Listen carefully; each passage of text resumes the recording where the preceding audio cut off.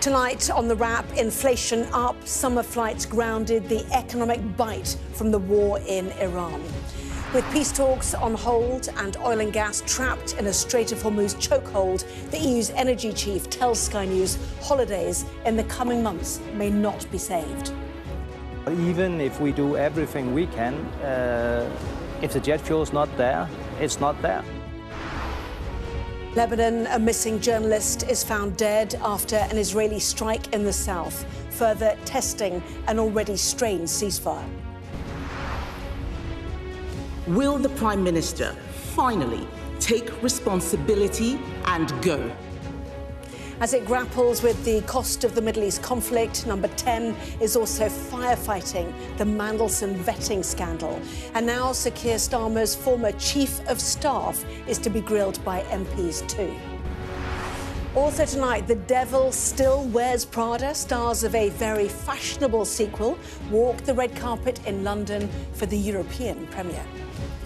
Well, we discuss the day's biggest stories with Adam Bolton and Dorothy Byrne, plus a first look at the front pages of tomorrow's newspapers, including The Eye, which reports where Streeting's allies are now open to a Rayner pact against the Prime Minister.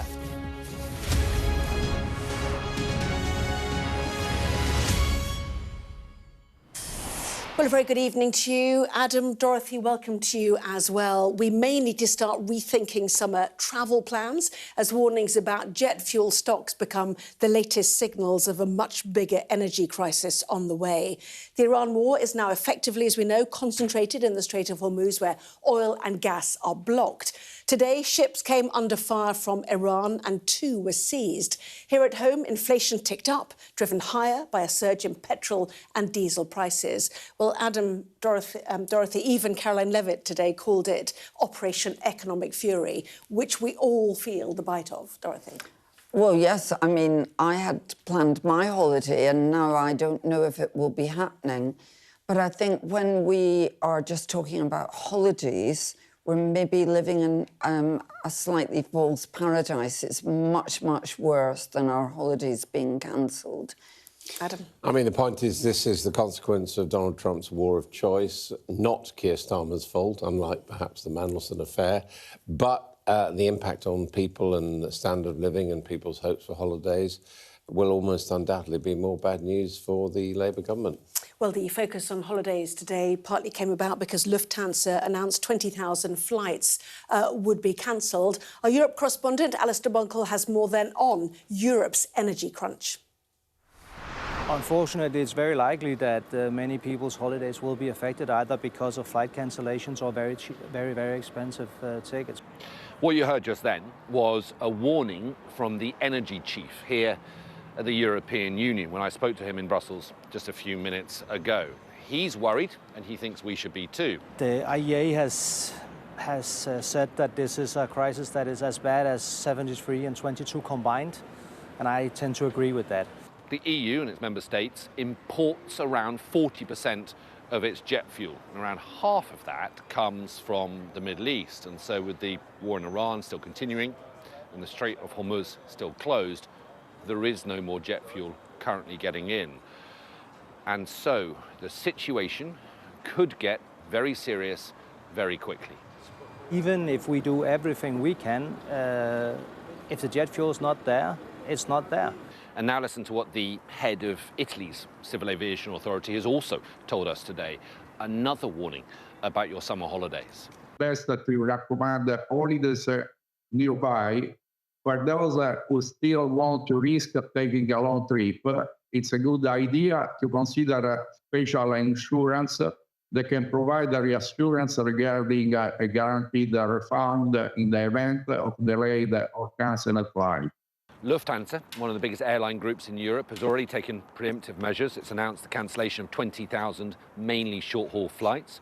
Some airlines have raised ticket prices to cover for the increase in fuel costs. And this is before the crisis has really even started to bite. In the 6 weeks since the Iran war began, the EU and its member states have already paid 24 billion euros more for importing fossil fuels. That's around 500 million euros every single day. And don't think that this will be a short-term crisis. The EU is warning there could be years of economic pain ahead. I have to say that even in a best-case scenario, the price crisis will still last for quite some time, because gas infrastructure has been ruined to a degree that will take years to rebuild. And this means that for months and maybe even years yet, we will see much higher prices than we had before this crisis started. Well, the government here tried to offer some reassurance this evening, saying UK airlines are clear that they are not currently seeing a shortage of jet fuel.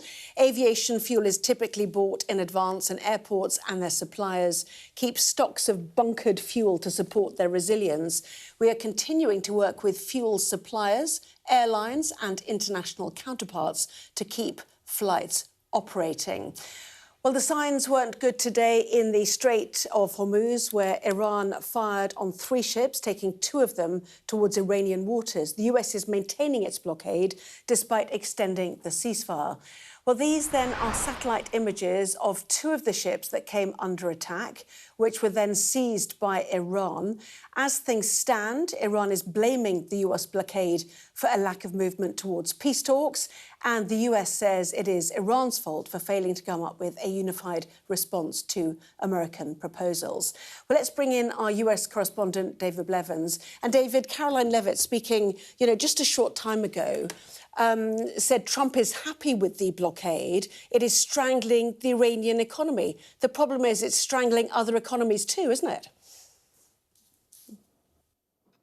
That's right. President Trump says he has extended this truce, but that truce doesn't appear to apply to the Strait of Hormuz. The Iranians regard the US blockade there as a breach of the ceasefire, and the Americans regard attacks on ships by the Islamic Revolutionary Guard as a breach of the ceasefire. And all of that leaves us in this kind of holding pattern where Vice President J.D. Vance and other US negotiators, Steve Witkoff and Jared Kushner, are still here in the United States and not in Islamabad, and the two sides are simply blaming each other. Caroline Levitt has been speaking at the White House, where she made it very clear that they believe the lack of progress is Iran's fault. As you all saw yesterday, President Trump announced an extension of the ceasefire. He's maintaining and generously offering a bit of flexibility to a regime who has been completely tarnished because of Operation Epic Fury. There's obviously a lot of internal division. This is a battle between the pragmatists and the hardliners in Iran right now, and the president wants a unified response. And so as we await that response, there's a ceasefire with the military and kinetic strikes, but Operation Economic Fury continues, and the effective and successful naval blockade continues as well. So the White House says it's waiting for what it calls a unified response from Iran, and the Iranians say they are waiting for the United States to lift the blockade on the Strait of Hormuz. The Iranian President Masoud Pezeshkian has been writing on X. He said, "The Islamic Republic of Iran has welcomed dialogue and agreement and continues to do so. Breach of commitments, blockade and threats are main obstacles to genuine negotiations. World sees your endless hypocritical rhetoric and contradiction between claims and actions." Now, since those words were posted, President Trump has spoken on the phone to Fox News. He says reports of a 3 to 5 day extension are false. There's no rush on a deal. He also said reports that he wants this sorted quickly because it's midterm election year are also false, that he just wants the best deal for the American people. And he stressed that the blockade hurts the Iranians more than the bombing because they've never had to deal with this level of economic sanction. But ultimately, it just comes down to a lack of trust, because the Americans don't trust what they call the differing factions in Iran to rally around one position. And the Iranians don't trust the Americans not to use this period of diplomacy, this extended ceasefire, to prepare for more war, because let's face it, they have form in that regard. And it's very difficult to see how trust is going to be built quickly. David, thank you very much indeed, joining us there from Washington. Yes, certainly Caroline Levitt suggested that Iran is suffering losses of $500 million a day. And yet the Energy Commissioner, Dan Jorgensen, who Alistair Bunkle spoke to, said the disruption is costing Europe around 500 million euros each day. So the cost is enormous of continuing this blockade. the cost is enormous, and Trump may talk about what it's costing Iran, but it's also costing him. He's at his lowest ebb in popularity, and the American people, in fact, in recent surveys, have said they want out of this, and they would be perfectly happy for a settlement in which America gave in to a number of the points of Iran, even paid reparations. Their only point is that they don't want a swift return to the nuclear build-up of Iran. But actually, Trump is in trouble. He may talk about Iran being in trouble. And we shouldn't forget, Iran is run by people who don't care about their own people. Absolutely. All sorts of... were you going to say something? Apologies. Well, I was just going to say that the problem is that Trump does not care about the pain of others, and he needs a victory. So his technique, as Caroline Levitt says, their hope is that by blockading Iranian ships and the Iranian oil industry, that they're going to put unbearable pressure onto the Iranians, making them compromise, not least because they're saying that Iran's storage capacity is reaching its limits, and therefore they're going to have to start shutting down oil wells, and that is going to hit them economically. Which can cause lasting damage, can't it? No, it can cause lasting damage, but the point is the Americans are less dependent on what's going on in the Gulf than we are in Europe, and therefore, Donald Trump, in his pursuit of his political aims with the blockade, he's quite happy to let the Europeans, face the pain, and that is the problem, which feeds on into the flights. I mean, there was an awful lot of work being done by that word currently, I thought, in the government statement tonight, that currently everything is running OK. It's not going to run OK for much longer. Yes, you're right. America has more energy security than Europe does. But tonight, the US Agriculture Secretary said that her agency is speaking daily to the White House and other agencies on high fertiliser prices. Yeah. So that's an issue. If you look, all these companies today have talked about difficulties. The German tourism group TUI cut its full-year underlying operating profit forecast. US carrier United Airlines also flagged pressure on demand. Dulux paintmaker said the conflict was pushing up supply costs, talking about weaker consumer demand as well. We'll have a report from Paul Kelso in the next hour as well about one UK business that's really feeling the squeeze. But no one is really breaking cover in America on this. I mean, the people are not criticising the war at that level. Even if they don't like it, they're not openly criticising it. Except the president's economic approval rating yesterday went down markedly. So, perhaps voters are feeling differently. But that's a poll when you seek an answer. It's not an open campaign of people saying this is madness. OK, interesting distinction, Adam. Well, as the standoff between the US and Iran continues, all eyes, of course, remain on the Strait of Hormuz, as we've said. Well, the waterway, vital as we know for the global economy, but ships and tankers remain unable to pass through. Well, here we can see pictures of food and supplies being delivered to one of these stranded ships as they sit at anchor. And a little earlier, my colleague Yalda Hakim spoke to the captain of one of the stranded ships, which has been there for almost 2 months. It is really very disappointing, Since 54 days, we are here stranded inside this conflict zone. And the most important, most concerning part is the uncertainty and helplessness, and prolonged stays, delayed repatriations. All these points are very much concerning at the moment. My crew is under constant stress ever since the war started, since we are stranded inside this conflict zone. And there is nothing much we can do. My guys are continuously on watch, watching for the drones, unidentified boats or, missiles. We saw hundreds of missiles flying over our head.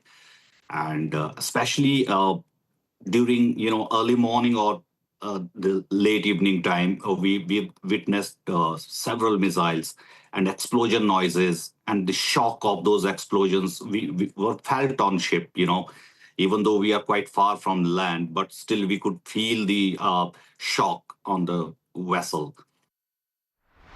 Yes, very much a zone of conflict they've experienced since February the 28th, when the war started. And there have been an estimated more than 30 attacks on ships in the Middle East since that date, since the American Israelis had that surprise attack on Iran. Governments, of course, dealing with the economic fallout of that. This government, too, is dealing with the Mandelson vetting scandal. Next week, we've learned today, Sir Keir Starmer's former Chief of Staff, Morgan McSweeney, will be questioned by MPs, adding to the pressure on the Prime Minister after a bruising session in the Commons today. Mr. Speaker, I cannot accuse the Prime Minister of deliberately misleading the House. But everyone can see what has happened here. This was not due process. Everyone knows the price of misleading the House. Will the Prime Minister finally take responsibility and go? Well, Mr. Speaker, let's be absolutely clear. Before Mandelson took up his post, UKSB recommended with red flags that clearance should be denied, and there was high concern that was not brought to my attention or the attention of the Foreign Secretary at the time or subsequently is a very serious error of judgment, and anyone in my position would have lost confidence in the former Permanent Secretary. But, Mr. Speaker, the Leader of the Opposition claimed on Friday that Mandelson could not have been cleared against security advice. She was wrong about that. She said that ministers must have been told. She was wrong about that. She claimed there was deliberate dishonesty. She was wrong about that. Wrong, wrong, wrong. She rushed to judgment, as she always did, just like the Iran war. Mr. Speaker, I was elected by the British people because they let the country down for 14 long years. So 3 days of it so far he's had, hasn't it? His statement on Monday, Sir Ollie Robbins yesterday, PMQs today. There's more to come tomorrow and next week. Tell us more. Indeed. Oh, well, sorry, introduce you. John Craig's here. OK, I'll tell you what's coming up in the next few days. Yes, the first thing, as you know, Dame Emily Thornberry is conducting an inquiry for the Foreign Affairs Select Committee, which she chairs, and, of course, Ollie Robbins appeared yesterday. Now, the Prime Minister said at Prime Minister's Questions today Sir Ollie had put to bed the allegations against him, the Prime Minister. No. And tomorrow it is Kat Little. Now, Kat Little is the Permanent Secretary of the Cabinet Office. Her role in all this is that she and Dame Antonia Romeo, the two tops, she's the Cabinet Secretary, two top civil servants, knew about the Mandelson vetting debacle back in March, but sat on the information, didn't tell anyone, we are told. So Kat Little tomorrow. Then, of course, the big box office draw is Morgan McSweeney. That is next Tuesday, probably Tuesday morning. We all remember Dominic Cummings at a select committee helping to bring down Boris Johnson. I think McSweeney will be loyal to his former boss. But, of course, as happened yesterday, some of the questioning by Dame Emily Thornberry could well bring about some explosive disclosures, like, for example, yesterday, the claim about Matthew Doyle being offered an ambassador's job. Let's see if that happens. Also, there's two more. Or not being offered, seeking an opening instead of mission. They were touting him for... he said he wasn't seeking it. Yes. And the Prime Minister... But he wasn't offered it, the point. The first question today from a Tory MP, Mike Wood, the Prime Minister gave an answer, oh, well, people often get a job after they leave government and so on. No denial there. Sir Philip Barton, now, he's crucial. He is Ollie Robbins' predecessor. He's been called to give evidence as well. Now, it was claimed yesterday by Emily Thornberry that Morgan McSweeney called him and said... just get it approved, with an expletive in the middle of all that. Another person, Ian Collard, a security chief from the Foreign Office. That's the very key one, that one, because Ian Collard was the man who had the conversation with Ollie Robbins about the red flags, and the question is whether he backs up Ollie Robbins' story that he accepted, and they both accepted, that it was up to Ollie Robbins to decide on the vetting. He's the Director of Security in the Foreign Office. And that it was borderline. So Ollie Robbins said... Yeah. He's the man in charge of vetting, and if he backs up Ollie Robbins, that will and of course, what we've weaken the Prime Minister's suggestion that it's a misjudgment. And what we've seen this week is what we're seeing now is a backlash against the Robbins sacking, it seems, from members of the cabinet, certainly from the mandarins, the retired mandarins. They're really piling in. And the other point is about Philip Barton, is that he left office, no one quite knew why, 8 months early. And the suggestion is that when Mandelson was first being talked about it, according to Ollie Robbins, he made it very clear that he didn't think this was a good idea. And was he pushed out of the door because they wanted to get this appointment in place? What a good question. You should write the questions for them, Adam, I think, anyway. So I think the cabinet backlash is significant, and some of the papers are tonight reporting the interview that Sophie Ridge did here on Sky News this morning with Pat McFadden. Normally an ultra-loyalist, of course, but he didn't back the sacking of Robbins by the PM, and also he was all over the place, to be honest. I mean, if you're going to ask Sophie Ridge what she had for breakfast, she had Pat McFadden for breakfast this morning, absolutely roasted him. And other ministers, I mean, earlier in the week we heard Ed Miliband here on Sky News, was also pretty equivocal. And we're now told that inside the cabinet meeting on Tuesday, a lot of concerns were raised by Rachel Reeves, one or two others, about the Robbins sacking, which has gone down very badly. So, I mean, Dorothy, do you think they jumped too quickly to get rid of Sir Ollie Robbins as a scapegoat last week? Absolutely, definitely. And it reflected, I think most people out in the country will think that it reflected very badly on Keir Starmer. You know, he referred today in the Commons to a serious error of judgment by Ollie Robbins, but nobody is fooled. The serious error of judgment was by Keir Starmer when he gave the job to Mandelson. We knew that Mandelson was dreadful, and they actually knew about his relationship with Epstein. One of the things that shocks me as a woman is that we're told, and I'll be very interested to find this next week, that it wasn't because of his relationship with Epstein that the people in the Foreign Office who were doing the vetting... That's definitely the case, isn't it? Didn't like him. We're not told what it is. I think we assume it's to do with China. That was the Sunday Times story at the weekend.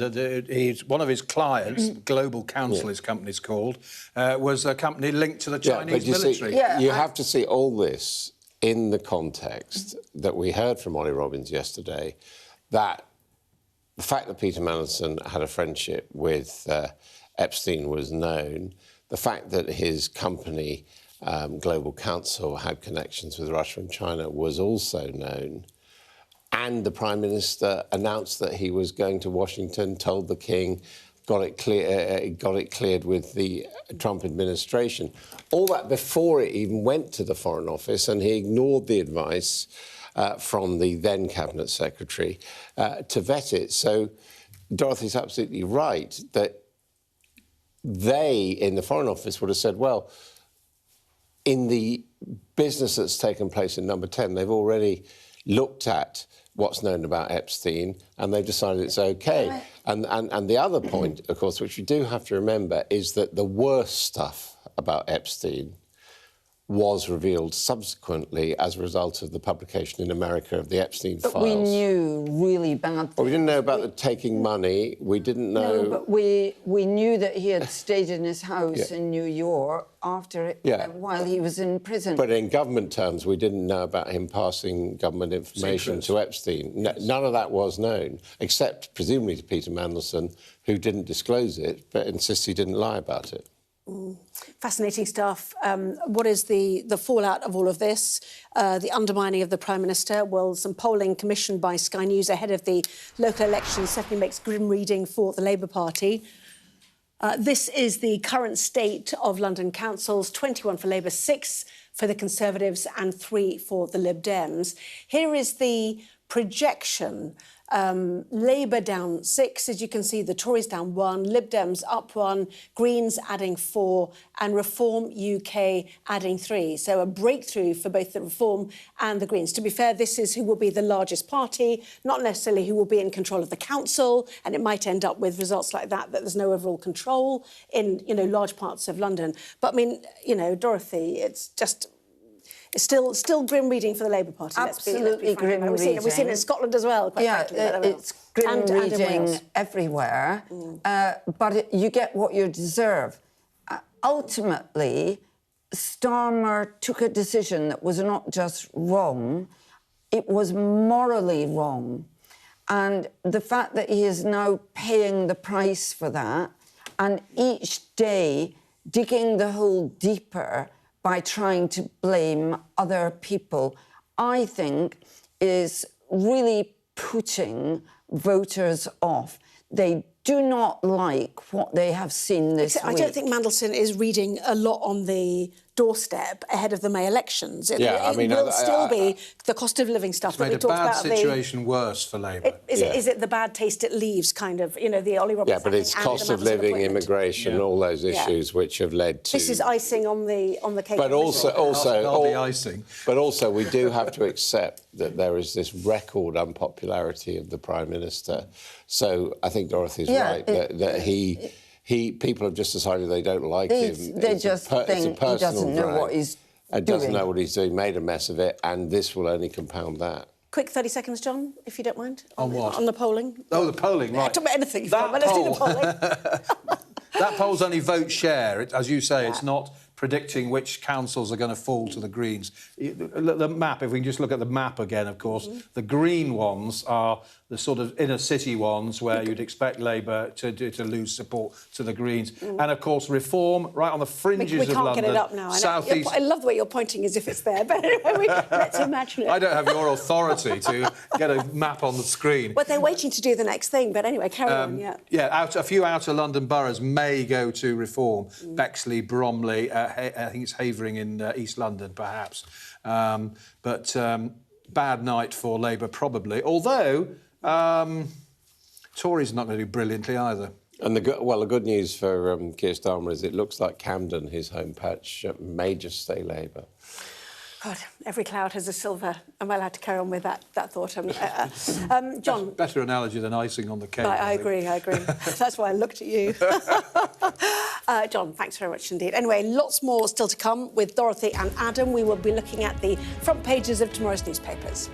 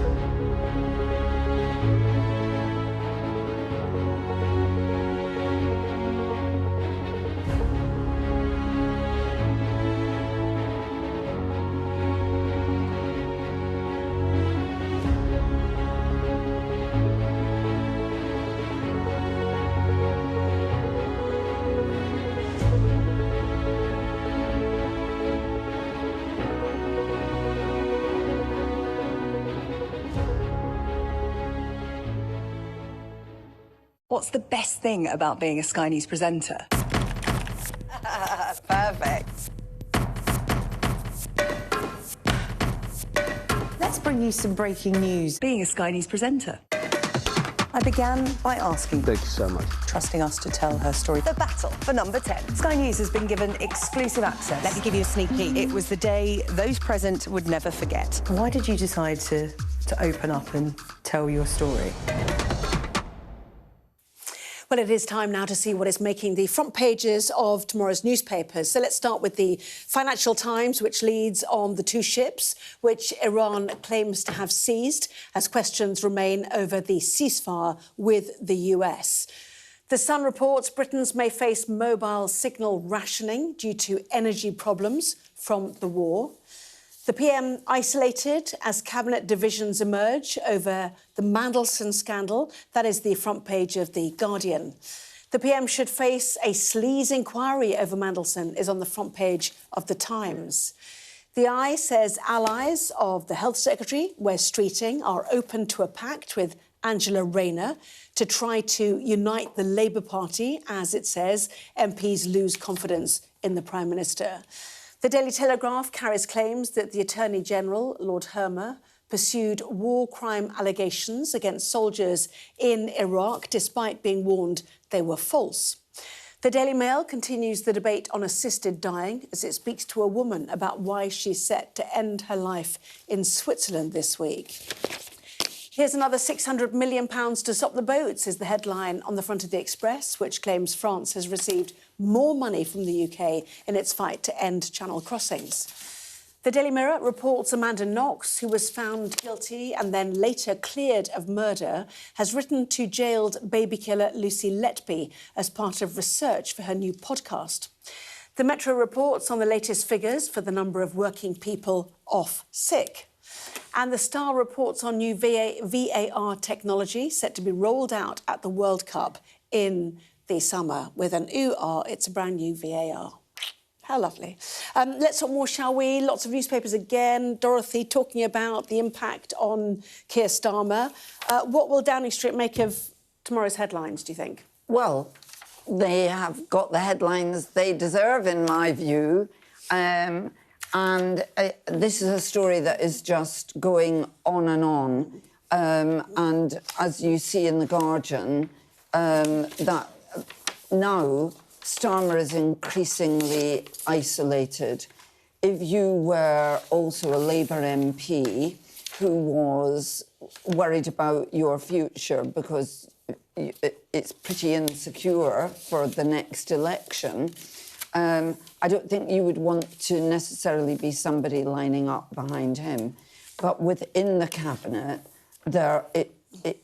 it's now being said openly that there are very severe doubts about his conduct. Yeah, I mean, where is the evidence for this? The Telegraph as well, Adam. It's over. Cabinet turns on Starmer over Mandelson's scandal. Cabinet loyalists have turned on Sir Keir Starmer. Are people taking this simply from interviews they've seen on television where there is not glowing support for either the sacking of Sir Ollie Robbins, the possibility of giving a a Downing Street press secretary an ambassadorial role, etc.? Or is there real evidence now that people are concerned? Well, this is journalists doing their job, talking to cabinet ministers off the record. And, for example, Kitty Donaldson at The Eye, you know, she's talked to a cabinet minister and is reporting him as saying, I'm done with Starmer, but it's going to be a matter of the cabinet concertedly getting rid of him.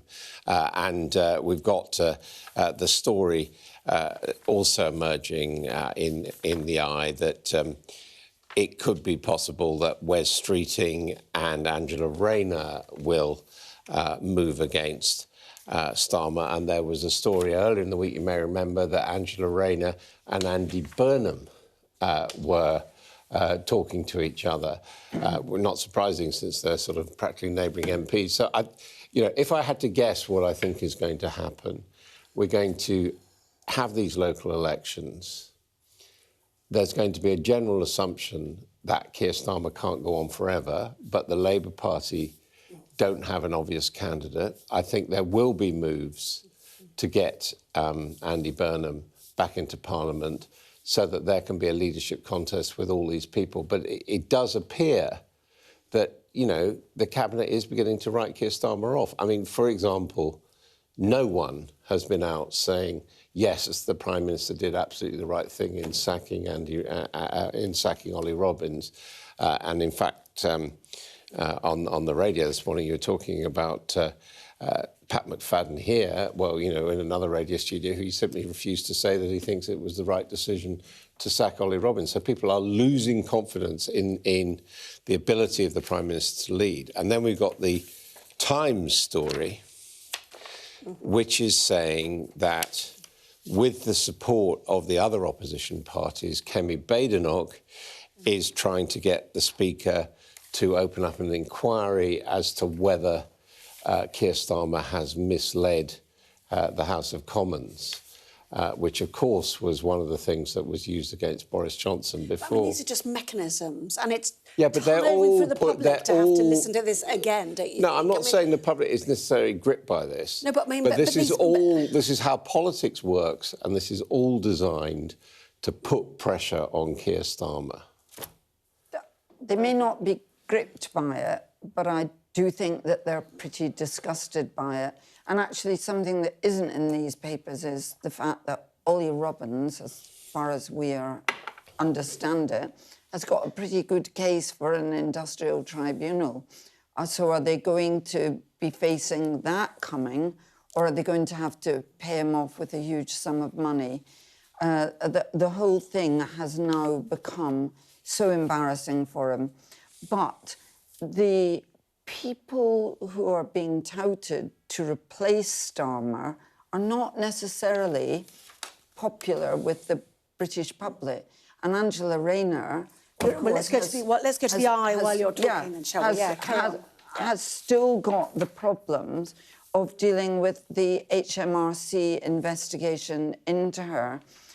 As you're saying, Andy Burnham isn't actually in Parliament at the moment, and Wes Streeting is not that popular. So you're not looking here at they get rid of Starmer. Well, that's what I'm saying. It'll be a slow process. I mean, the Labour Party does not have a history, unlike the Tories and the Liberal Democrats, of spiking their leaders. But they could do it in these circumstances where they got, you know, the worst ever opinion polls, potentially the worst ever election results, and they could, you know, it could just amount to putting pressure on Starmer to the point that he announces that he's giving up, you know, which of course is what happened to Tony Blair, as we all remember, when the Labour Party was desperate to get Gordon Brown. So that's, you know, that's what I'm suggesting.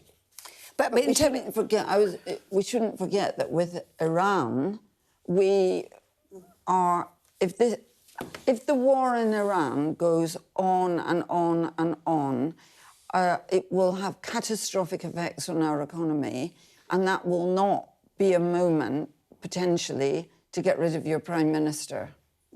Absolutely. And Angela Rayner is supposed to have been in secret talks with Andy Burnham. That is a more natural alliance for her.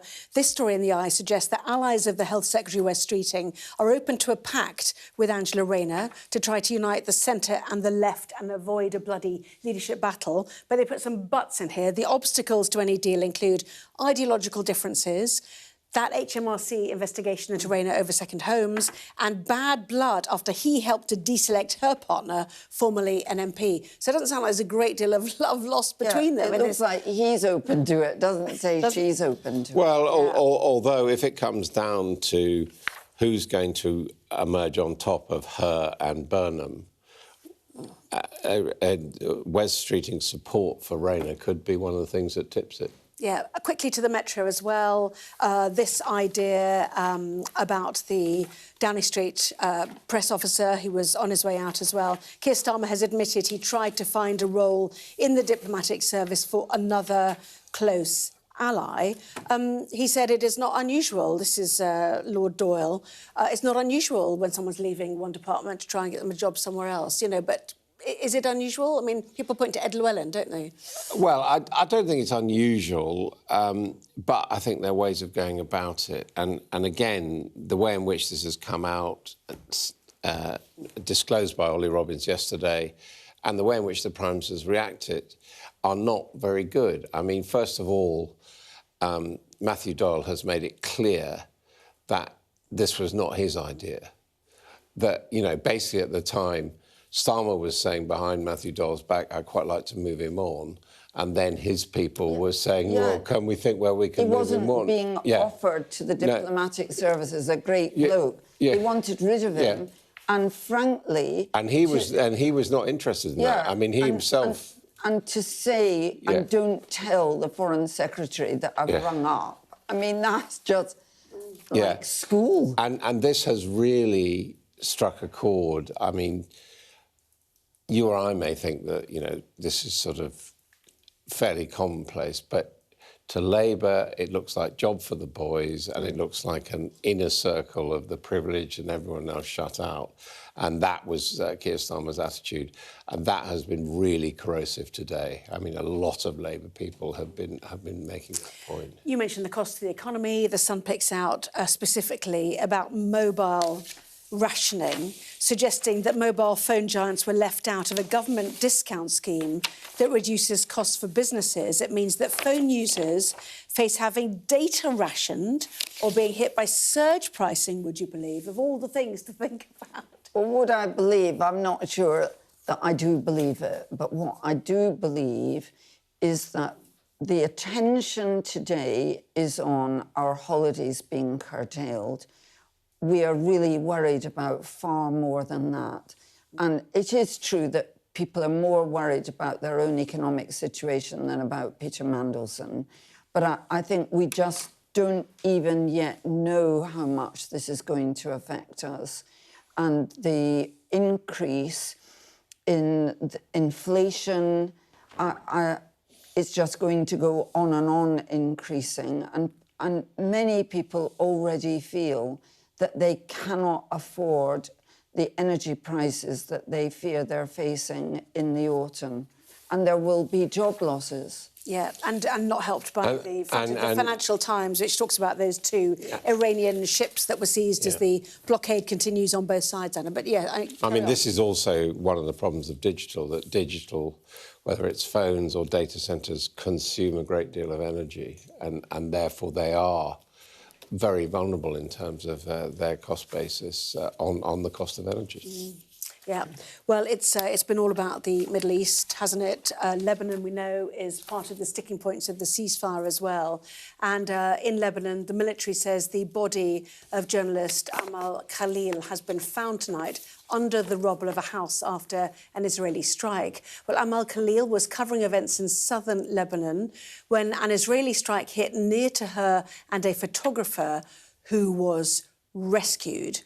We know that a number of journalists have been killed, well, you know, before in Lebanon, large numbers in Gaza as well. You know, suggestions at the weekend of double, triple, quadruple strikes on ambulances and paramedics. So once again, it throws into question the war there, but also how Israel conducts that war. Yeah, so I think one of the problems is that journalists all look in the same way and forget what's happening elsewhere. I mean, about 260 journalists have been killed in Gaza and Lebanon, and there is definite evidence of journalists being directly targeted. And of course, the suffering is still going on in Gaza, and people in Lebanon are living in great fear and insecurity, and her death is a reminder to us that while we're all thinking about the Strait of Hormuz and the effect of us on our economy, if you live in Gaza or Lebanon or the West Bank, your life is much, much worse. I mean, these wars involving Israel, there have been a long succession of journalists killed, going back to the famous British journalist Nick Tomlin. He was killed in the Yom Kippur War. And, you know, the BBC Middle East correspondent, who's a friend of mine, whose name I'm temporarily forgotten, Jeremy Bowen, you know, remember that when he was covering, I think in the Lebanon, his cameraman was killed in a strike on their vehicle. So it just brings home that, you know, actually covering these stories is very dangerous. Yeah. Well, coming up, we will certainly have a change of pace. The premiere of a sequel that millions of fans have been waiting 20 years for. Back with that.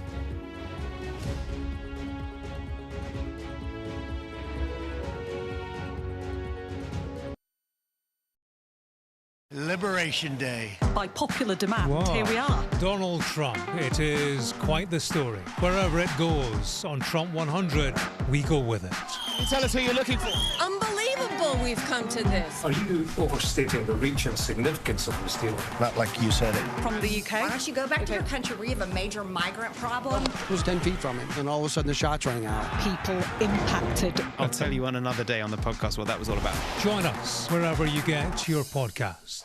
A lifeline for millions of people living on both sides of one of the most volatile international borders. It's dams like these that have become inflection points between the two nuclear-armed neighbors, which could potentially lead to water wars in the future. A terror attack has shattered the peace and tranquility of Kashmir. At least 26 people have been killed and as many injured when militants fired upon them. I'm Neville Lazarus and I'm Sky's reporter based in Delhi. The old and young, all weary after being trapped for days as the worst floods have hit Kerala in a century. 3 days we are on a rooftop. They have no food, nothing. The roads have been inundated. The only way out is to get people by boat. There have been reported deaths and many injuries, several critical. Many families will grapple with the unimaginable loss of one of the worst disasters in India's aviation history. The spiraling violence between two nuclear-armed neighbors that harbor decades of hostility just seems to be getting worse by the day. Garbage dumps like this not only threaten the lives of millions of people, but also pose a deadly consequence on the environment and climate. It is a source of death, decay, disease and pollution for hundreds of thousands of people living in its shadows. There is so much disease because of this garbage. Sometimes it's so difficult to just breathe. Companies like these are helping India in its trajectory to be a serious player in space exploration. Over the next 45 days, an estimated 400 million Hindu pilgrims are expected to converge here in Prayagraj on the banks of the holy river Ganga and Yamuna. It's a real kaleidoscope of people from all walks of life. We're trying to see as much as we can. We're in an area that's just been reclaimed. Mr. Zuma, Sky News. People are directly protesting. The whole neighborhood is rallied around her. It's been impenetrable to journalists over the last 2 years of war in Sudan. I've been waiting for this for 2 years. It doesn't feel like a big homecoming. It was never going to be pretty. War isn't pretty. What's the best thing about being a Sky News presenter? Perfect. Let's bring you some breaking news. Being a Sky News presenter. I began by asking. Thank you so much. Trusting us to tell her story. The battle for number 10. Sky News has been given exclusive access. Let me give you a sneak peek. It was the day those present would never forget. Why did you decide to open up and tell your story? Now, stars have been walking the red carpet in Leicester Square for the European premiere of the Devil Wears Prada sequel. Meryl Streep, Anne Hathaway, Emily Blunt and Stanley Tucci reprising their roles in the sequel of the hit film based in the cutthroat of the world of a fashion magazine. It's almost 20 years on from the original film's release, and Sky's Debbie Ridgard caught up with Anne Hathaway, who plays features editor Andy, for her thoughts about the modern world of journalism. You make journalism look so glam. I suppose looking at the news industry now, we're seeing like how it's consumed and controlled nowadays. Do you feel the same way as Andy does in the film about how news is shaped nowadays? So the last part of the question? Do you feel the same way Andy does about journalism nowadays? Well, yeah, I think she wants to see it restored to its former glory, as do I. Like, I was listening to a New York Times podcast this morning, and the editor-in-chief of the New York Times got on and said, normally this is the part where I'd ask you to subscribe to the New York Times, but actually I'm asking you to subscribe to any kind of long-form journalism. And he said, because it's really important, and we need to keep supporting these if we want to. I mean, I think it's such an important layer of society that we have independent truth tellers. So yeah, I think I do feel the same as Andy. And lastly, you're a big Arsenal fan. Do you think they're going to win the league? They better. I believe. Yeah, she's making the front pages. That's not today in the London Premier, is it? As you see, she's in black on the front page of the, was it the Times, Adam, as well? Yeah. But there we go, talking about the need to support publications in her first answer there, never mind the Arsenal part. You know, I'm sure you'd all agree with that, wouldn't you? Well, I mean, tough old world out there for journalism. She should tell Donald Trump, perhaps. I mean, they all look fabulous. I'm not sure how interested we are in her views on the future of journalism. No, well, although it is fair to say that this is almost a bit retro, really, frankly, that the, you know, the big fashion magazines, there's a sort of implosion going on, and I think even Anna Wintour has sort of been kicked upstairs, hasn't she? The character that Meryl Streep's based on. Apparently she is there today. I mean, I've only made notes on what they're wearing, so I can't really contribute to any of this. Stanley Tucci kept things classic, I've got in my notes, in a pinstripe double-breasted suit by British designer Paul Smith. So there you go. And is that the Bridgerton star? Apologies. So they're not all Who's wearing that? Prada, Oh, Emily Blunt. Goodness me. Sorry, apologies. I've got my reading glasses on. I wasn't looking at the screen. Emily Blunt, yes, she's in it as well, is she not? Returning as Emily Charlton in the film. And there's Anne Hathaway. And Anne Hathaway as well. I can tell you she is wearing a corseted, strapless Versace gown featuring sheer panel cutouts and a velvet skirt. Have we got Meryl Streep, though? Because she actually wore a satin Prada coat, and it is called The Devil Wears Prada. Yeah, and I think the general view is, because they're all competing with each other, that actually Meryl Streep's the coolest. The other two are trying hard, and she's just cool. Well, she's the Anna Wintour character, older woman, and she's got the dark glasses on. Yes. She wins. Yeah, it's nice. Just look at them, isn't it?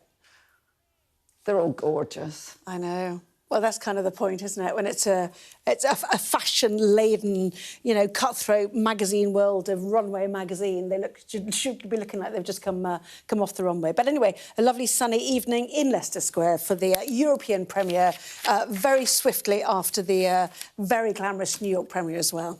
Lots more still to come in the next part of our show. Should we take a look at the weather now?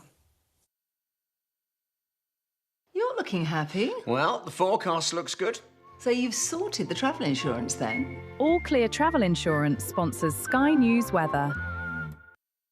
So high pressure will keep the weather settled over the next few days with rising pollen levels and daytime temperatures. Expect a largely fine start tomorrow, if chilly with a local frost, but there will be some low cloud around. Central and eastern England look most at risk of grey skies. The early cloud will mostly lift through the morning to leave almost unbroken sunshine by lunchtime. But remember, UV levels will be moderate. It will be warmer and less windy than recently, with 23 degrees Celsius possible in the south, but the southwest will remain blustery.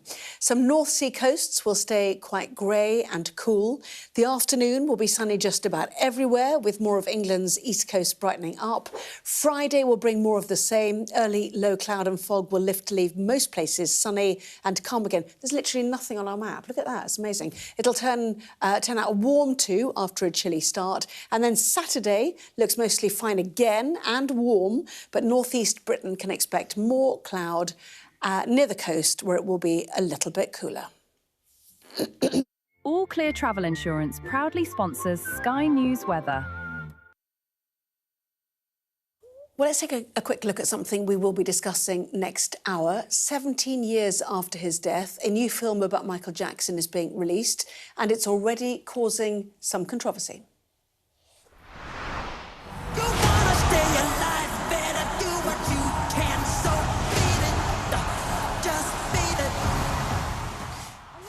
Well, the movie, which charts the singer's extraordinary rise to global fame, is produced by family members and makes no reference to the child sex abuse allegations that dominated the end of his life. It is estimated that it could gross $1 billion, such is his enduring popularity. But is it right to make money using the fame and the music of an alleged paedophile? We'll talk more, but Dorothy, in one sentence, your view. Absolutely not. It's both shameful and ridiculous. Adam?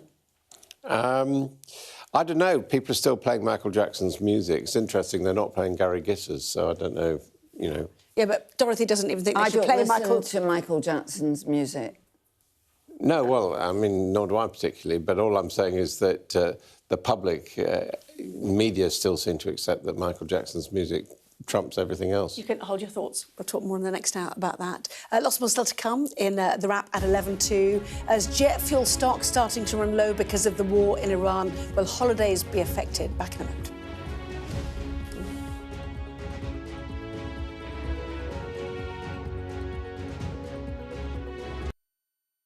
I urge you not to look away. If Hamas hands the hostages over, they will end this conflict.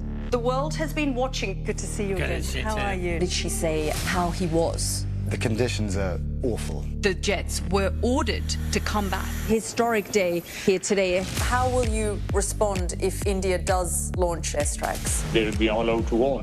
I'm just going to put some body armor on. I'm Yalda Hakim. The best thing about being a Sky News journalist... Hi, darling. Beth Rigby, Sky News. ...is being a Sky News journalist. You said to people, I'm not coming back for more, but you have come back for more. Well, let's kick off and make a statement. What can our Prime Minister say to you to not impose tariffs? He's coming out! What more do you need?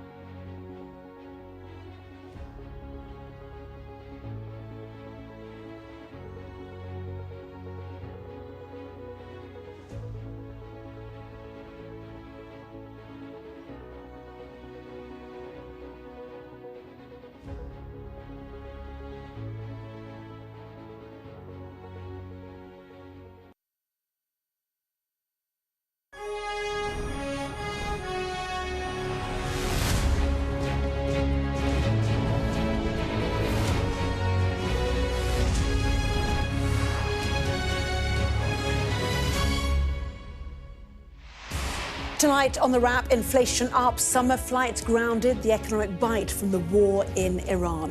With peace talks on hold and oil and gas trapped in a Strait of Hormuz chokehold, the EU's energy chief tells Sky News holidays in the coming months may not be saved. But even if we do everything we can, if the jet fuel is not there, it's not there. With the Will the Prime Minister finally take responsibility and go? Well, as Downing Street grapples with the cost of the Middle East conflict, number 10 is also firefighting the Mandelson vetting scandal. And now Sir Keir Starmer's former Chief of Staff is to be grilled by MPs too.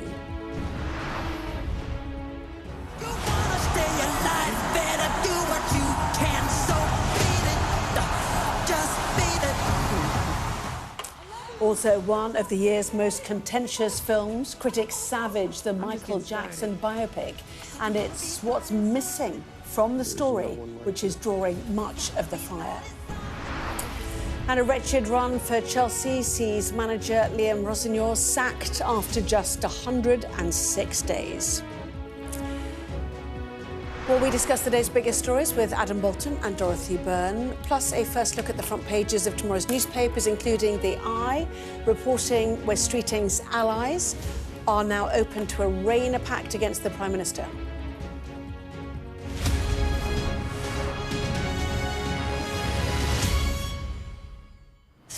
What a very good evening to you. Adam, Dorothy, welcome to you both as well. So we may need to start rethinking summer travel plans as warnings about jet fuel stocks become the latest signals of a much bigger energy crisis on the way. The Iran war is now effectively concentrated in the Strait of Hormuz, where oil and gas are blocked. Today, ships came under fire from Iran and 2 were seized. Here at home, inflation ticked up, driven higher by a surge in petrol and diesel prices. Well, let's bring in Adam and Dorothy too. The economic bite continues, Dorothy. Yes, and we're only 7 weeks in and no sign that this war is going to end. And even if it does end, the follow-on is going to last for months and we're told potentially even years. This is going to have really serious consequences for people in Britain. And the problem is we're helpless. Donald Trump doesn't care about us. They've got their energy there in the United States, and we in Britain, well, we appear to be the most affected of any European country because we are so dependent on imports for our energy. And I think it's a very, very worrying time, particularly for so many families who already feel they're living on the edge.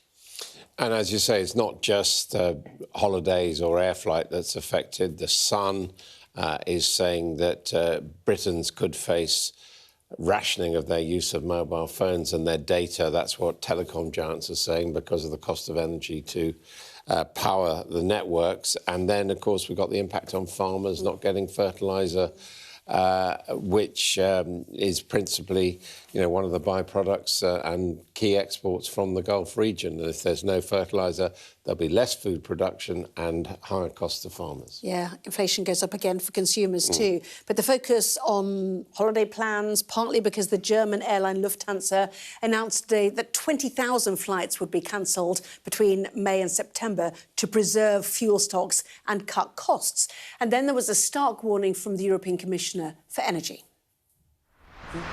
Unfortunately, it's very likely that many people's holidays will be affected either because of flight cancellations or very expensive tickets. Even in a best-case scenario, the price crisis will still last for quite some time because gas infrastructure has been ruined to a degree that will take years to rebuild.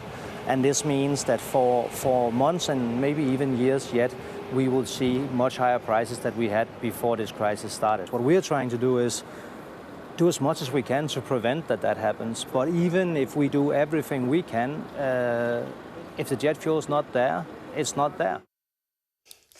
Yes, and the EU Energy Commissioner suggesting that it's costing Europe around 500 million euros each day, this Iran conflict. In the meantime, this is the response of the UK government.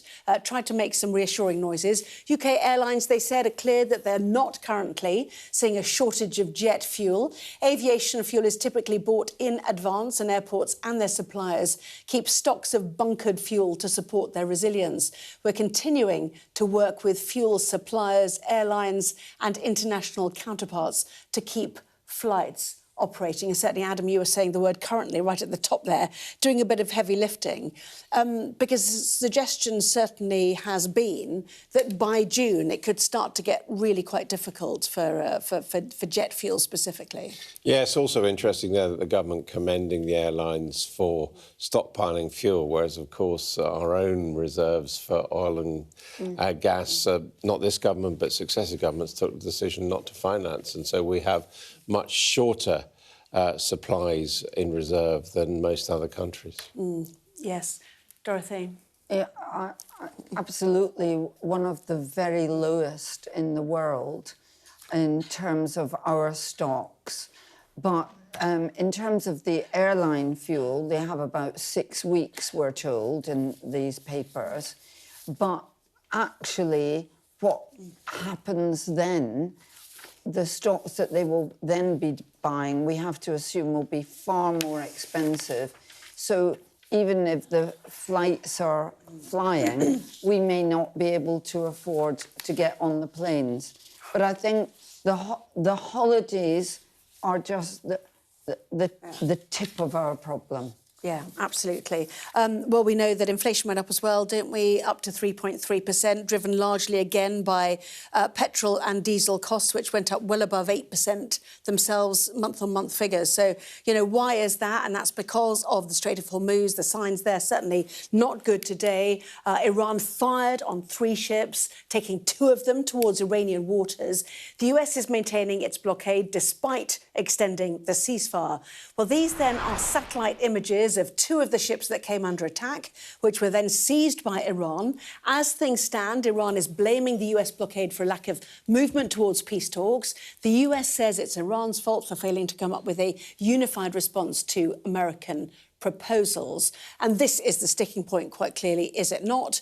How you start to get things flowing through, because Iran has clocked that this is, you know, absolutely its power in this conflict, Dorothy. They have turned out to have far greater power than Donald Trump seems to have predicted. And as several of the papers make clear, they are still able to show great force and to keep the Strait of Hormuz closed. And the peace talks are foundering. But the immediate problem does seem to be the American decision to blockade Iran's oil production, because they believe that will put pressure on Iran, not getting money, having its stockpiles build up to the point that its tanks are full, and therefore having to shut down oil fields. They believe that will put pressure on Iran within a matter of weeks to come to the negotiating table. But, of course, Iran has responded by saying, well, if we're going to be blockaded, no one else is going to get their oil from the region, which, of course, affects us economically. Yes, and certainly the assessment is that there have been more than 30 attacks on ships in the Middle East since February the 28th and the start of this conflict. And then in terms of movements of sanctioned and Iranian-linked tankers in and out of the Persian Gulf, a company called Vortexa, which analyses global energy and freight markets, suggests that in the week after the US imposed its blockade, April the 13th, it identified 19 outbound and 15 inbound movements. 6 of the outbound movements were confirmed laden with Iranian crude, representing about 10.7 million barrels. So it's not an entirely watertight blockade, but nonetheless, it's making it extremely difficult, as we know, for, you know, the global energy market, which impacts so many things. Certainly the US Agriculture Secretary talking about daily conversations with the White House about fertiliser prices, which is of great concern to American farmers and farmers elsewhere, which, as you said, Adam, will lead to food inflation. So, as the government deals with the ongoing war, it is grappling with the Mandelson vetting scandal. Next week, Sir Keir Starmer's former Chief of Staff, Morgan McSweeney, will be questioned by MPs, adding to pressure on the Prime Minister after a bruising session in the Commons today. Well, here's our political editor, Beth Rigby.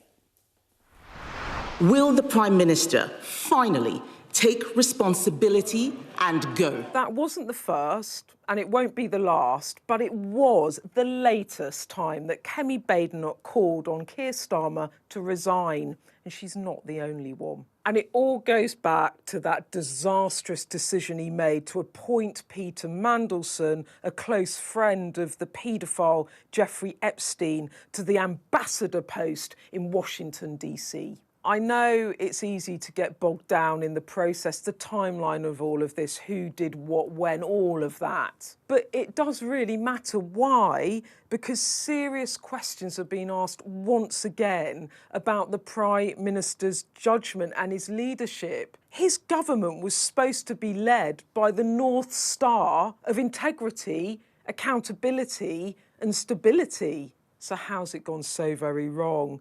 Well, Kemi Badenoch summed it up in the Commons. First, the appointment. He promised them probity. What he's given them is cronyism and an old boys club. The PM's accountability. The head of the Foreign Office was sacked for the Prime Minister's own failings. His backbenchers know that is not fair. And on the consequences of it all... This was not due process. Everyone knows the price of misleading the House. Will the Prime Minister finally take responsibility and go? And look, bear with me, forgive me, please, just to go back to the process.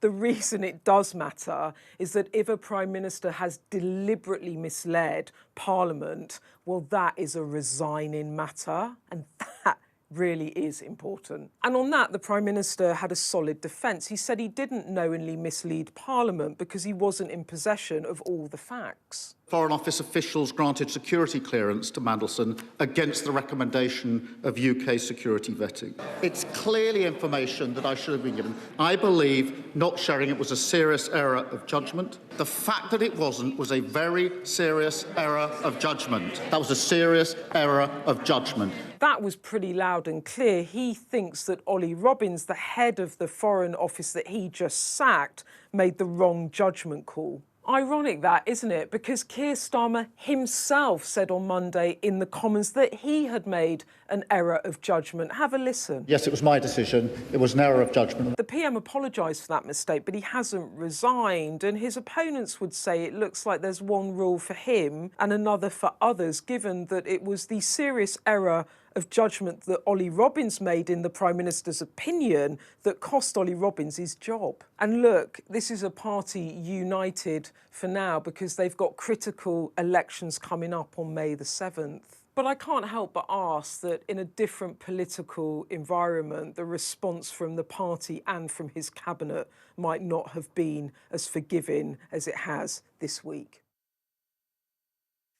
Well, let's bring in our chief political correspondent, John Craig, who joins us now. Take a look at the papers in a moment, John, all about the PM being isolated, the cabinet, you know, having its own wobbles, manoeuvrings, etc. It makes grim reading for him. This is not yet over for him, is it? No, I can bring you some breaking news, actually, because in a St George's Day message tomorrow, he essentially appears to be pleading for his job, talking about Britain being tested, global instability, demands strong alliances, clear values, and then he talks about a volatile world, testing our resilience at home and abroad, and he says, we must be clear about our values. That's why I wouldn't let Britain get dragged into a war in the Middle East. And he talks there about forces at home, exploiting division and so on. I will stand up to both. So a message, really a plea to keep his job, it sounds like. Meanwhile, of course, as we've heard, the inquiry by Dame Emily Thornberry goes on tomorrow. Tomorrow, it's the turn of Cat Little. She is the Permanent Secretary at the Cabinet Office. and she was one of the ones who knew about this debacle a month or so ago in March. We learned last week, and she and Dame Antonia Romeo, the Cabinet Secretary. Then next Tuesday, it is Morgan McSweeney, the Prime Minister's former Chief of Staff, who it was claimed at the committee yesterday told Ollie Robbins to just get it approved with an expletive in the middle of that. That's the Mandelson appointment. Sir Philip Barton, Ollie Robbins' predecessor, and who, of course, is thought to have advised against the Mandelson appointment, and Ian Collard, who is the security chief from the Foreign Office, involved in all the vetting. All this while there's a cabinet backlash, discontent at the cabinet meeting on Tuesday, we learned. Cabinet turning against the PM, perhaps. Yeah, well, The Guardian says the PM is isolated as cabinet divisions emerge over the Mandelson scandal. The suggestion, Adam, is that there were some sharp questions at cabinet today about the departure of Sir Ollie Robbins. And presumably also Cat Little is the person who found out, looking through the paperwork that were to be released to the humble address, that the vetting had not been approved. Yeah, I mean, I think we can probably expect Cat Little to be pretty supportive of the Prime Minister tomorrow. He apparently at the end of, reportedly at the end of the political cabinet meeting, said in terms that Ollie Robbins had done wrong, he had been guilty of a misjudgment, but, quotes, Antonia Romeo and Cat Little had been absolutely right to inform him. So he's not going after them.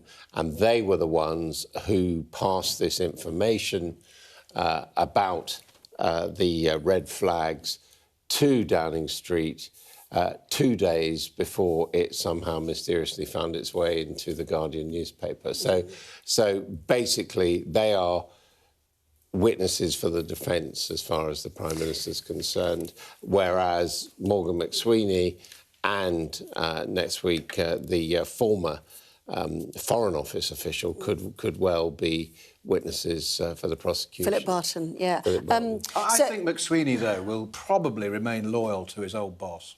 I don't think he'll dish it. He'll try and remain loyal, but is he seriously going to deny that there was pressure on coming from number 10 on the Foreign Office? I think it'd be quite difficult for him to do that. Depends on how tough the questioning is.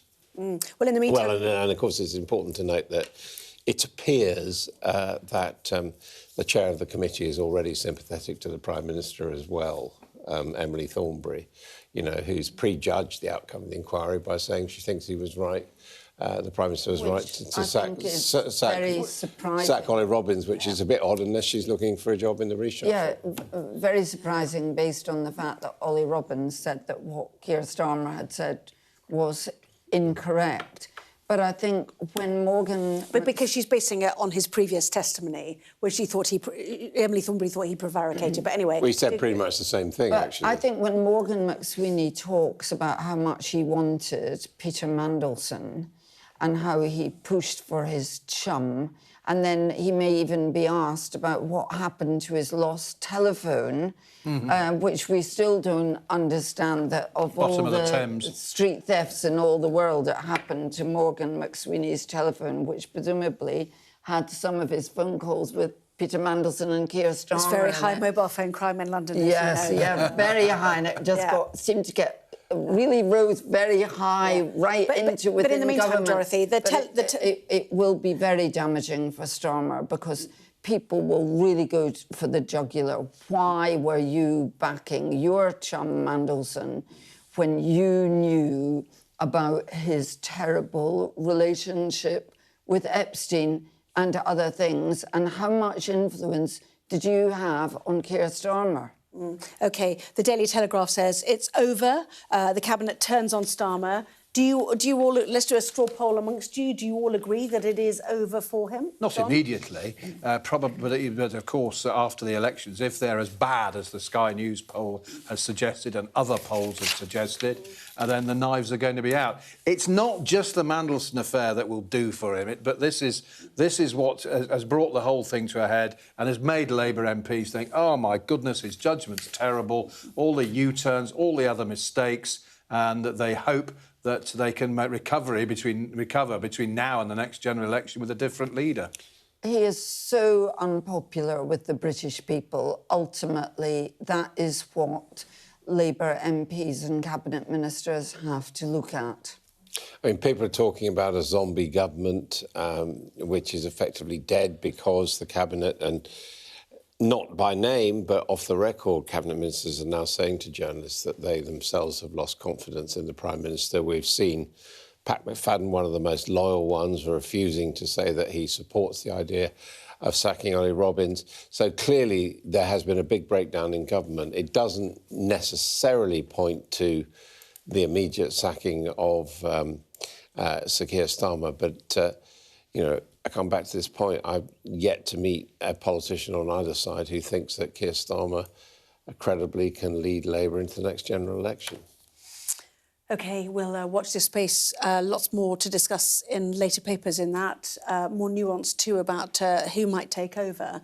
But in the meantime, let's return to the Middle East and to Lebanon, where another fragile ceasefire is being strained. Less than an hour before it was announced last week, a series of Israeli airstrikes destroyed a residential block in Tyre, flattening 6 buildings and killing 26 people. Well, our international correspondent Diana Magnay travelled there today. I want to tell Israel this. Our unborn children will resist them with their own teeth because they are bloodsuckers, both the Israelis and the Americans. Not the people, not the people. It's that hysterical man that they brought to destroy the world. You can see why she is so angry. For the 25 people killed here in an Israeli airstrike 59 minutes before the ceasefire took hold. My nephew is still under the rubble. My brother was removed, but both of his children are gone, and my niece and his wife. It's full of children, she says. A fisherman all his life, Hassan Hijazi shows us the scars where he was shot out at sea by Israeli forces in the late 60s and in the 1990s. Born 8 years before the State of Israel, now Israel has killed his family. What do we have to do with Israel? We just want to protect our country and our villages. But every time you speak on it, you end up fighting with your own community. Better to stay silent. This is Tyre's idyllic seafront. People come here to smoke shisha, to eat at Chop's Diner. Look at it now. Now huge JCBs claw up great hunks of rubble that were people's kitchens and living rooms and the place of their memories, still searching for Hijazi's nephew and one more. And it is exhausting work. One of those killed here was an 80-year-old woman, Maha Abu Khalil. Now, in her 20s, she had tried to hijack an El Al airliner in Athens airport, and she'd been jailed by Israel and finally exchanged in a prisoner swap. She had been living in one of these buildings. Now, we don't know if she was the target, but more than 50 years after that, they killed her. Do you think that they targeted this building because of your aunt? So we don't know what they think, but they keep a grudge. They might have, because there's only civilians here. There's no warriors, no infrastructure, there's nothing. It's a building inhabited with civilians, everybody. You've been here, you've seen. We move to another strike site nearby, again in a residential area where a journalist and 2 other civilians had been killed. When we hear an announcement of the funeral service for someone pulled from the rubble just after we'd left. It is Hassan Hijazi's nephew. Abu Dahab, he was called, father of gold because of what he would catch in the sea and the money it brought. Now laid to rest in the Lebanese flag, grief written on his uncle's face.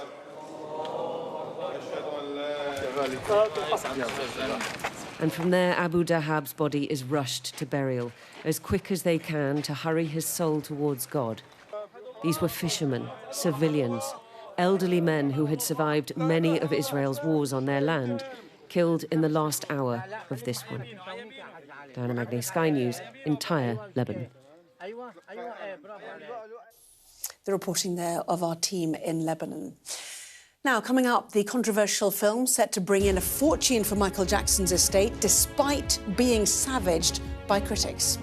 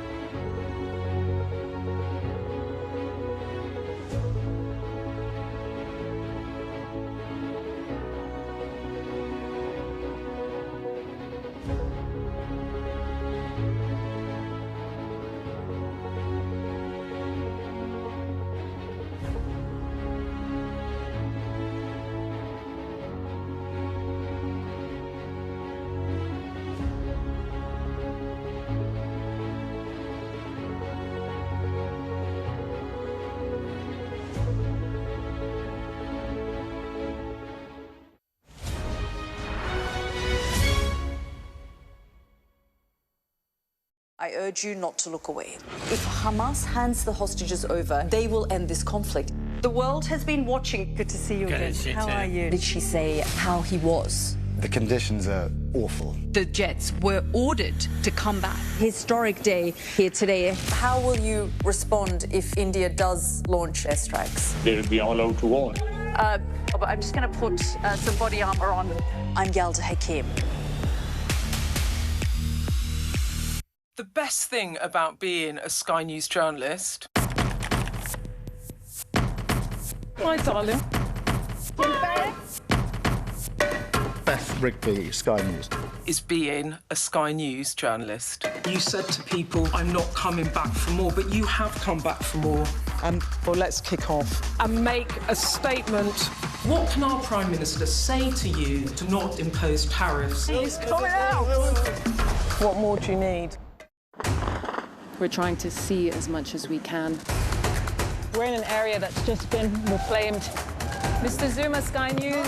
People are directly protesting. The whole neighborhood is rallied around her. It's been impenetrable to journalists over the last 2 years of war in Sudan. I've been waiting for this for 2 years. It doesn't feel like a big homecoming. It was never going to be pretty. War isn't pretty. Now, 17 years after his death, a new film about Michael Jackson is being released, and it is already causing some controversy.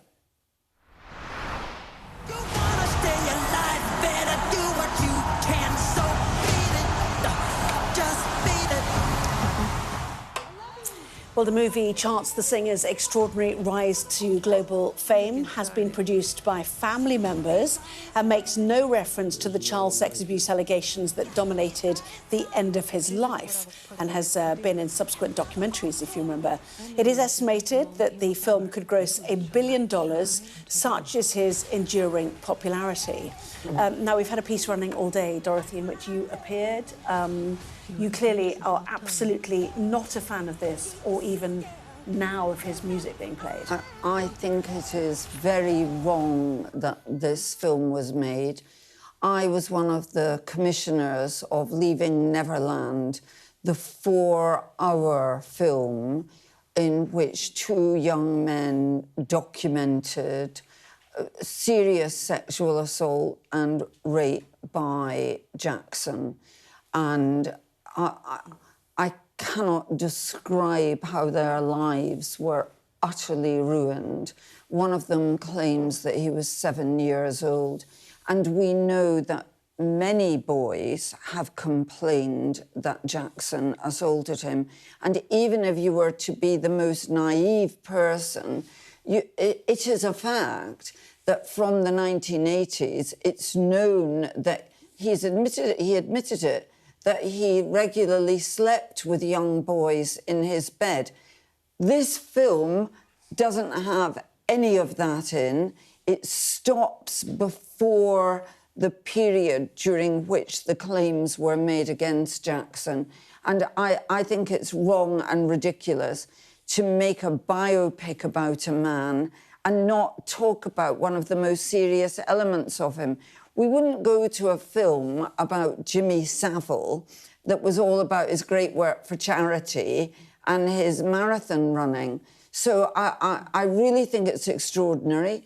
I'm shocked that it's said that they're going to make $1 billion out of this. At the time Jackson died, partly because of all the scandals, his estate was in hundreds of millions of debt. Now it's worth $2 billion and will be worth more. I will not see this film. Yes, I mean, I did watch your very powerful documentaries. They were deeply shocking, as you said, in terms of Jackson at the time, suggesting that he shared beds with young boys. It's because he was like a child himself, which is why he designed Neverland, he suggested, which was like a fun fair. You know, clearly that's utterly disputed by the people you spoke to for that documentary. Adam, is it wrong, do you think, to celebrate the music of somebody when there are questions about them? No, I don't think so. I mean, I think it's regrettable and I wouldn't want to see this film myself, but we've already had one viewer messaging on social media saying, I went to see the film tonight and I really enjoyed it. And people enjoy Michael Jackson's work. There are many people who regard him as a genius of pop music. People are still listening to his music. I mean, to me, you know, do you stop looking at Caravaggio paintings because Caravaggio was a murderer? Or do you stop looking at Eric Gill's artwork and statues because he was a child abuser? To me, you don't. I think the artwork stands separately from the individual. Yeah, I'm going to stop Dorothy. She's going to come over and... but anyways, but I mean, interesting views, and I know yours are very strong from, you know, work that you've done in the past. But there we go. It's out there to be seen, isn't it? Let's take a look at the front pages of tomorrow's newspapers, shall we now? And let us start with the Financial Times, which leads on the 2 ships which Iran claims to have seized, which raises questions over the ceasefire with the US. The Sun reporting that Britons may face mobile signal rationing due to energy problems from the war. The PM is isolated as cabinet divisions emerge over the Mandelson scandal. That is the lead story for The Guardian. The PM should face a sleaze inquiry over Mandelson is on the front page of The Times. The Eye says allies of the Health Secretary Wes Streeting are open to a pact with Angela Rayner to try to unite the Labour Party, different factions of it, as MPs lose confidence, the paper says, in the Prime Minister. The Daily Telegraph carries claims that the Attorney-General, Lord Hermer, pursued war crime allegations against soldiers in Iraq, despite being warned that they were false. The Daily Mail continues the debate on assisted dying as it speaks to a woman about why she is set to end her life in Switzerland this week. It's My Life, My Choice, as you saw there. So there's the Daily Express, which was a story that broke at 10:30 this evening. Here is another £600 million to stop the boats. That is the headline on the front of the paper, which claims France has received more money from the UK in its fight to end channel crossings.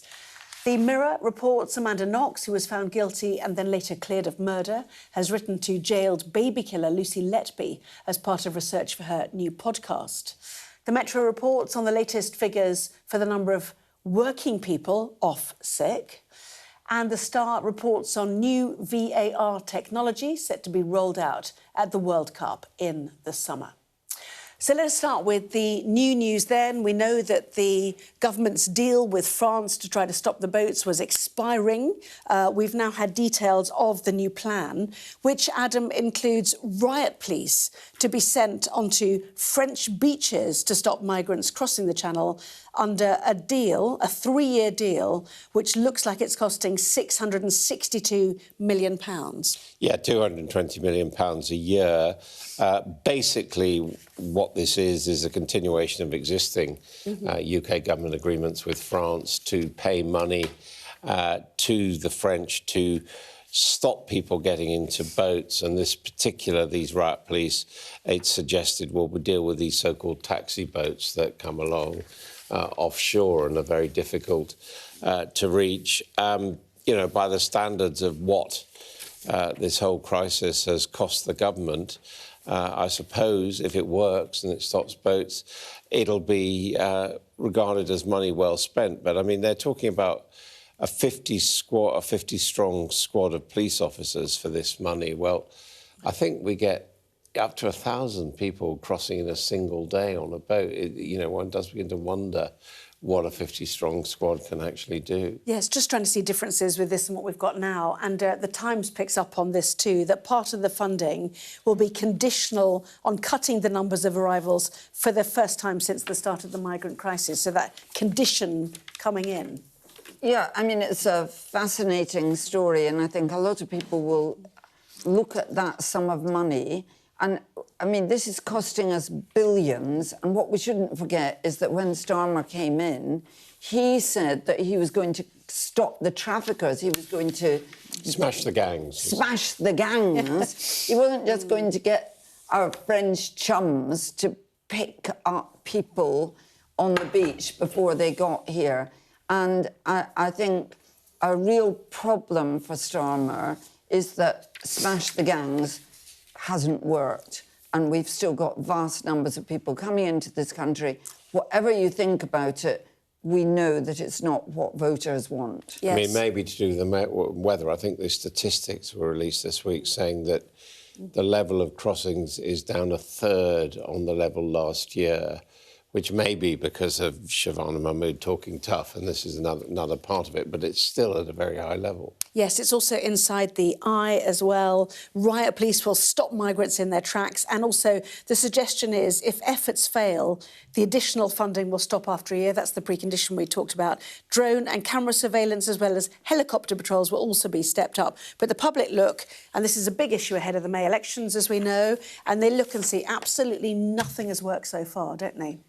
Well, there has been a significant reduction, but the numbers are still very high, which is what is making many voters attracted to reform, who are saying, well, we'll just take anybody granted asylum and just send them back to where they came from. But they have achieved something. But every time politicians say we're going to stop the boats, we're going to smash the gangs, we're going to stop them dead in their tracks, it's just verbiage. Yeah, OK. Let's show the Financial Times, because we know that, stop the boats issue is one big thing for the government. The other one is, how to make life affordable for all of us and how to balance the books. And this is a story that tax rates on wages for a typical single worker rose more in the UK last year than in any other rich country. And this is the OECD, sounding very like the IMF report, which happened when Rachel Reeves was in Washington, about how tax has gone up so much in this country, Adam. Where else can she go if headroom squeezes once again for her? Yeah, I mean, it's a real problem. The government has talked about growth, but increasing the tax burden on workers is not a way to stimulate growth, or indeed a way to stimulate businesses to expand and employ more people. So this is an economic fact. I mean, also in the Financial Times today, there's a column by Janan Ganesh, one of their leading writers, and his message is what Britain needs as far as government is the impossible. It needs Starmer-type government to deal with foreign affairs and move Britain closer to Europe. But it also, in his view, needs a Conservative-type government that's going to cut down on welfare spending and reduce taxes. But you have to choose. You can't have both. Very interesting, yeah. That's called coalition government, probably, isn't it, actually? Coming up with lots more of the newspapers to talk about back in a moment.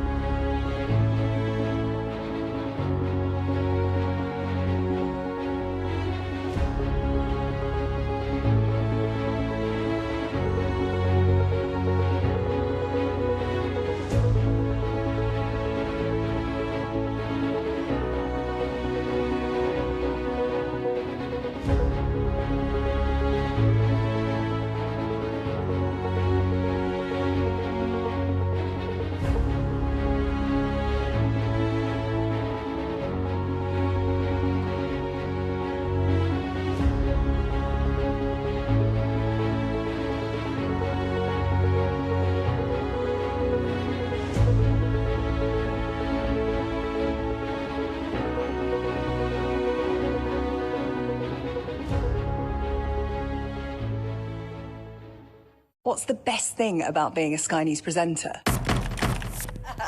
Perfect. Let's bring you some breaking news. Being a Sky News presenter. I began by asking, Thank you so much. trusting us to tell her story. The battle for number 10. Sky News has been given exclusive access. Let me give you a sneak peek. It was the day those present would never forget. Why did you decide to open up and tell your story?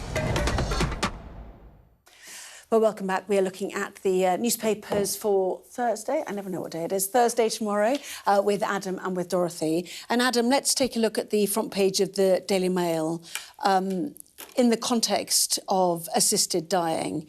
So tell us why this case is so, interesting for the front page here. Well, as we know, the private members' bill proposing assisted dying in this country is going to founder in the Lords this week because it's basically been talked out. This is a story of something which was not even contemplated in the legislation had it been passed for assisted dying. Important to say this. But this is a very sad story. A 56-year-old healthy woman called Wendy Duffy, who has been given a go-ahead by a panel of psychiatrists and health workers in Switzerland to have her suicide assisted and she's going to go to one of these Swiss organisations who do this. In fact, according to the Mail, she's already on her way. And the reason is, although she's perfectly healthy, her son, she was a single parent, brought up a son, her son died in a tragic accident. He fell asleep while eating a cheese and tomato sandwich and then choked.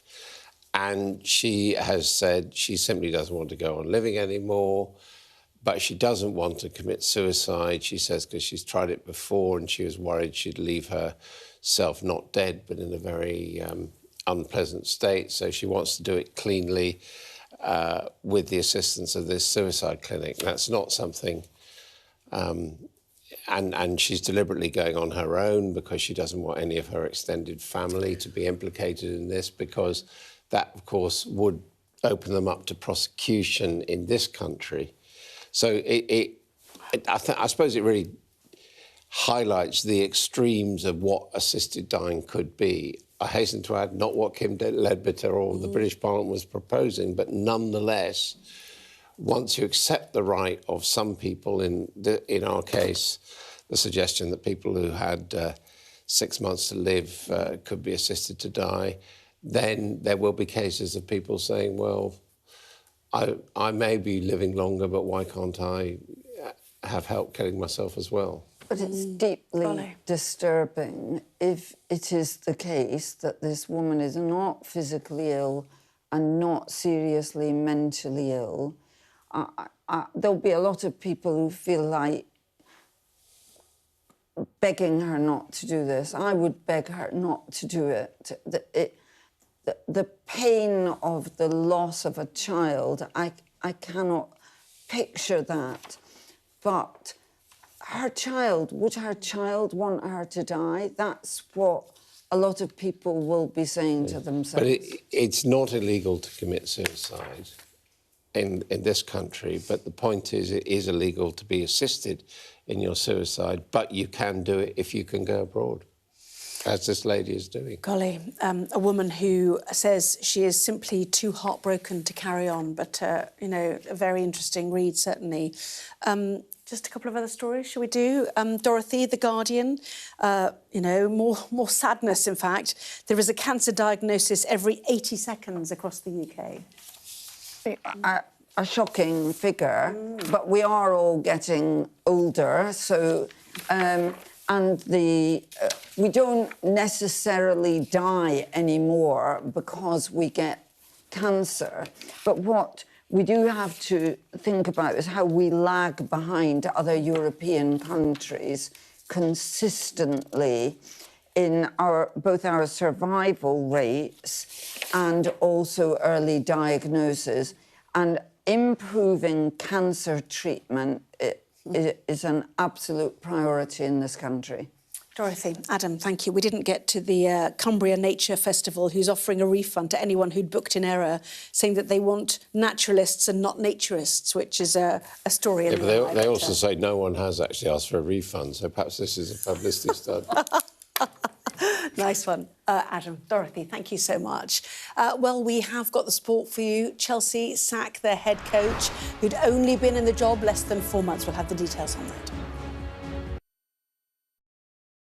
Liberation Day. By popular demand, here we are. Donald Trump. It is quite the story. Wherever it goes, on Trump 100, we go with it. Can you tell us who you're looking for? Unbelievable we've come to this. Are you overstating the reach and significance of this deal? Not like you said it. From the UK? Why don't you go back to your country where you have a major migrant problem? It was 10 feet from him, and all of a sudden the shot's rang out. People impacted. I'll tell you on another day on the podcast what that was all about. Join us wherever you get your podcast.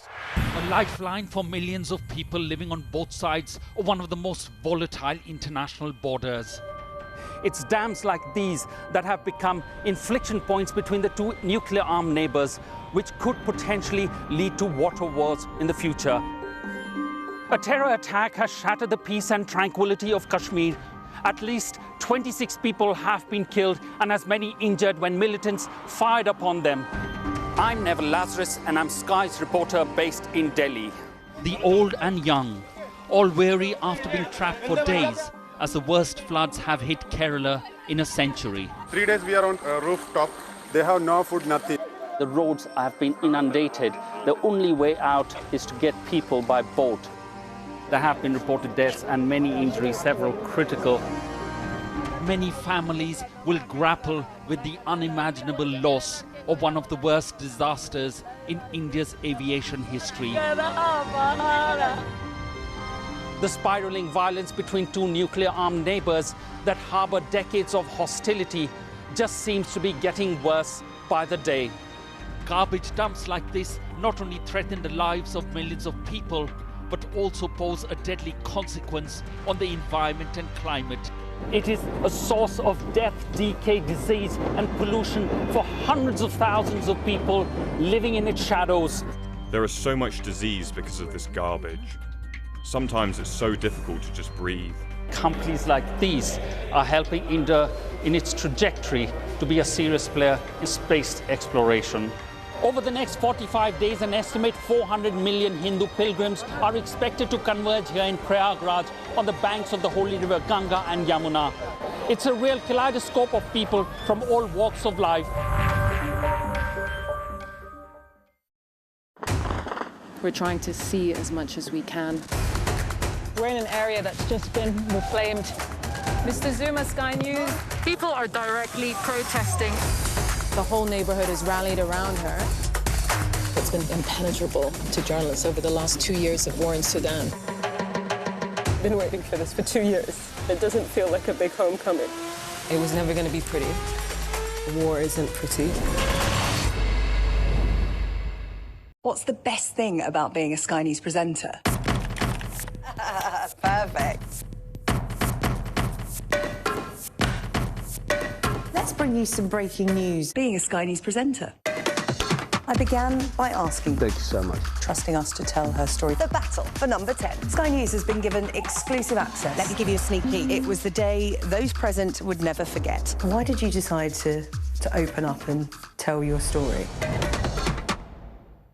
Well, with the news of Chelsea and more, let's get the latest sport. Here's Jessica.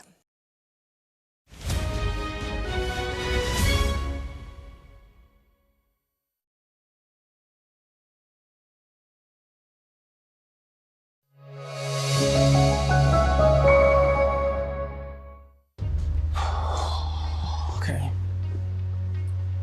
After 20 years at Liverpool Football Club, I'll be leaving at the end of the season. For generations, English footballers stayed in England. The Premier League was their home. But things are changing.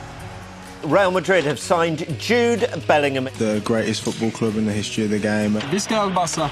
Fichar por un club como Real Madrid. And action. A record-breaking number are now playing in Europe's other 4 top leagues. And it's not just English players, it's the same for Scottish players, Welsh players and Republic of Ireland players too. And it's a range of ages, from academy graduates seeking a first-team opportunity to established stars playing in their prime. More and more are packing their bags. The question is, why? It's obviously a massive year and a great opportunity to, create some history. Could have been in England and just stayed all my life, but I want to go and, test myself. It's a short career, you want to try and make the most of it. I'm leaving London, I'm going to a city that I've never heard of before. I didn't think twice, I thought, I want to go and experience it. There is more to life, to football, than just England and the Premier League. Love and appreciation is always good, always motivates you to succeed and leave a legacy. I'm not playing off on my career, I have to go here. Be careful what you wish for sometimes.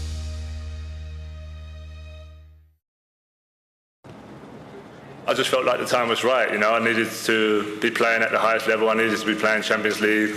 For much of his career, Harry Kane was defined by one statistic that he couldn't escape. The narrative around England's captain became about trophies and not goals. So, in the summer of 2023, he made a statement. It's a move that's paid off, with the former Tottenham striker breaking Bundesliga scoring records look easy. So what continues to motivate him? To keep scoring goals, obviously, on a personal level, it's been my best start to a season in my career, so it shows me that I can keep improving, it shows me that I can keep getting better, and obviously 2026 is no different, and you add the World Cup to that in the summer as well. It's obviously a massive year and a great opportunity to create some history. 41 goals possible for you? Yeah, I think it's possible, especially with the start I've had so far this year. Yeah, I mean, that record's an incredible record, and it's going to be hard to beat, I know that. But yeah, I never want to say no to these things. I always think it's great to try and have those ambitions. Kane's impact was proof that success didn't require staying in England's spotlight. His trophy-winning exploits at Bayern Munich are being matched by another English superstar and another European giant. Jude Bellingham played an instrumental part in Real Madrid's Champions League triumph in 2024, and he became the 7th British player to win La Liga the same year.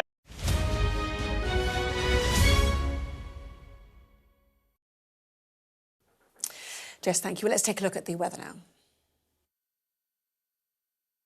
Dinner under the stars tonight? That reminds me of our travel insurance. You mean All Clear Skies? All Clear Travel Insurance sponsors Sky News Weather.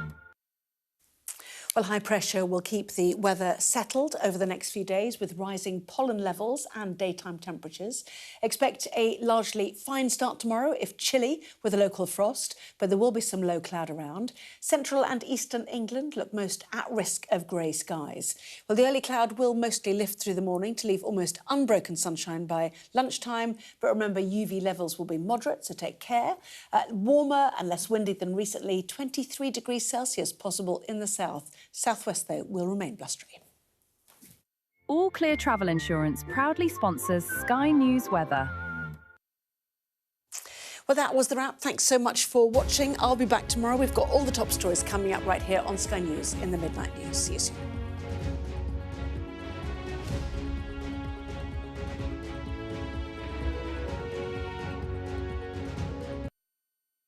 I urge you not to look away.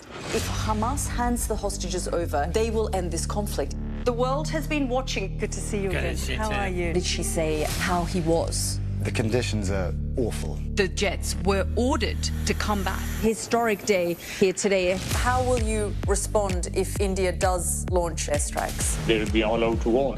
I'm just going to put some body armor on. I'm Yalda Hakim. We're trying to see as much as we can. We're in an area that's just been reclaimed. Mr. Zuma, Sky News. People are directly protesting. The whole neighborhood has rallied around her. It's been impenetrable to journalists over the last 2 years of war in Sudan. I've been waiting for this for 2 years. It doesn't feel like a big homecoming. It was never going to be pretty. War isn't pretty.